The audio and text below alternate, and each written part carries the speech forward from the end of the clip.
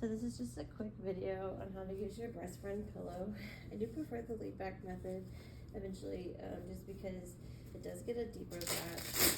But in the meantime, the breast friend pillow can really help if you're struggling with latch. So I actually just have a twin one, so I'm gonna get that one ready. Okay.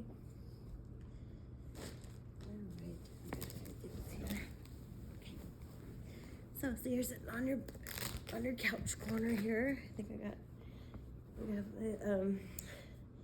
a couch that's actually pretty similar. So, and you have your nipple shield here that you're using. So not everyone's using a nipple shield, and you may be using one initially and then not eventually using it.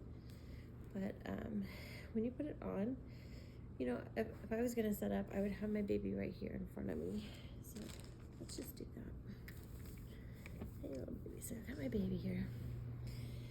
Okay, and I'm just gonna take my index fingers on each hand here, my thumbs on the other side, and I'm gonna do a little flip. And I just like these because they're so much stronger.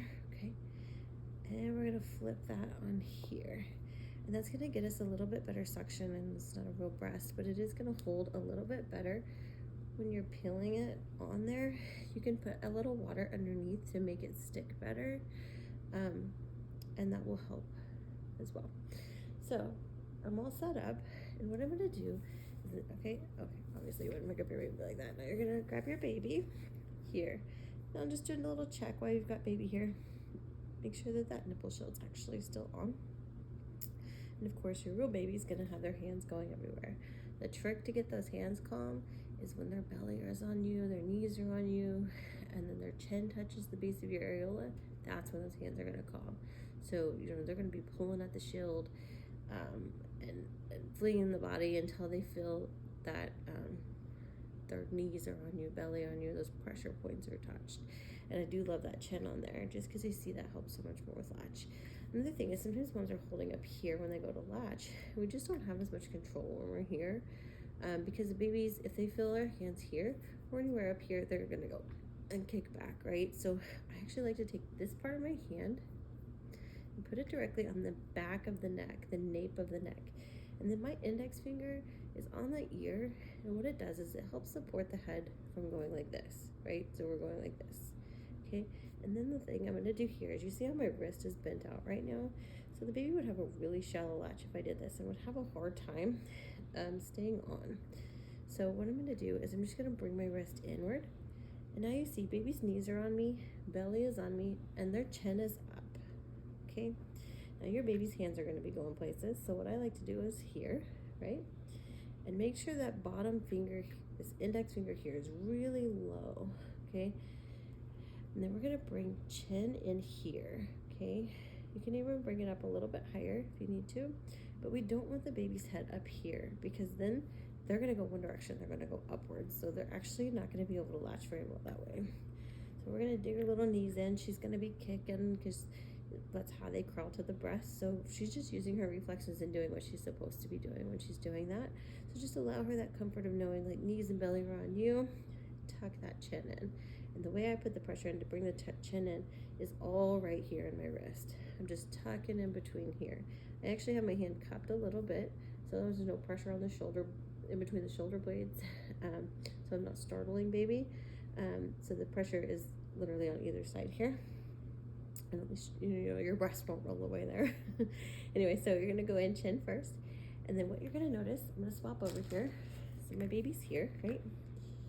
And what I have here is a little doll, okay? And it's gonna show you a little bit more for the latch, okay? So your baby's here, and you're gonna go chin in, and she's gonna open her mouth. And whenever you're tucking in her neck and shoulders like we were, you're gonna bring her, she's gonna come up and on for a deeper latch.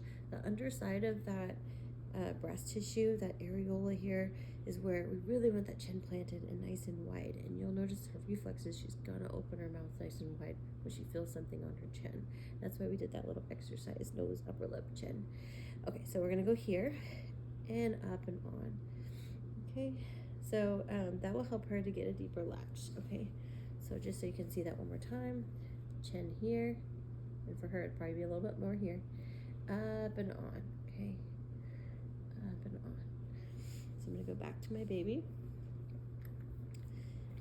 And remember, we're here, so we're doing that chin movement, up and on, okay? And then what I like to do is, now you have baby on, we're just gonna roll back a little bit, because I don't want to sit like this for 30 minutes.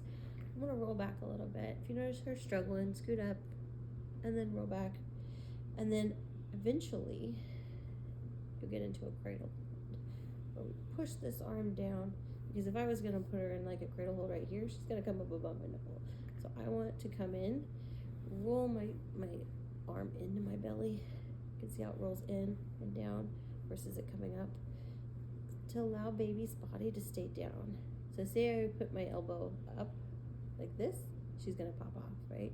And if I'm down and under, then I can just relax my knees, kick back, and breastfeed.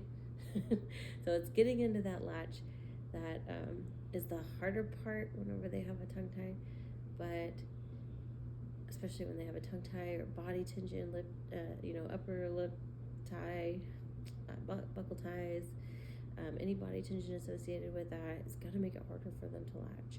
So another thing that we do usually is sock training before we go and do all of this, except for at night, of course, unless you really need to do it. The sock training is just going to be so important because, as you can see, like my finger's going to be on top of that tongue, and then my pad of my fingers on the roof of the mouth. Now, as she's sucking, okay, I'm going to be touching my finger on the tongue. And when I'm touching on the roof of the mouth, I'm going right at the edge of that hard palate, right before it hits the soft palate. Wait for her to feel her suck. If you don't feel her suck, go back a little bit further. If you see her gag, that's too far. Okay, the gag reflex is right behind that suck reflex. So we're just going to come forward a little bit. You'll feel her suck. As she's sucking, you're touching. That's going to strengthen her tongue. Another thing is that cupping exercise that we talked about. That's from that class as well that I had learned. So you're going to take your fingers like scissors on the sides of the tongue. And we're not squeezing. We're just cupping and coming forward. Cupping and coming forward. Cupping and coming forward. So those are really things that I see that are important, especially for her. We're also going to come in on this side, hold for a few seconds, like where you would get a Novocaine shot. Slide over. Other side. You can spread out the cheeks a little. So this is just going to loosen her up. I do think after she sees cranial psychotherapy again that you won't have to do as much of that, but sock training is still going to be very important. Like I said, like, this is it's a long journey. It's not usually a short haul thing whenever you have a tongue tie and lip tie released. So it will take time, but we're here for you along the way. All right, let me know if this helps.